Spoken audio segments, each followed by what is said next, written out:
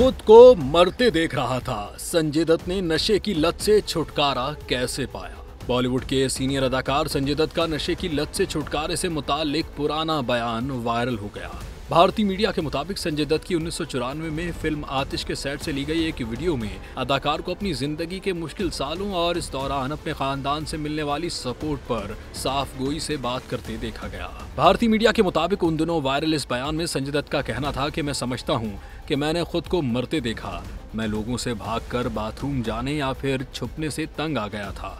मैं बीमार हो रहा था, इसलिए मैंने अपने अहले खाना से मदद लेने का फैसला किया। उन्होंने नशे की लत से छुटकारे के लिए वर्जिश की अहमियत पर बात करते हुए कहा कि मुनशियात से छुटकारे के लिए वर्जिश ने अहम किरदार अदा किया। वर्जिश जैसी कोई चीज़ नहीं, जिस्मानी सरगर्मियां लोगों के लिए मददगार होती हैं।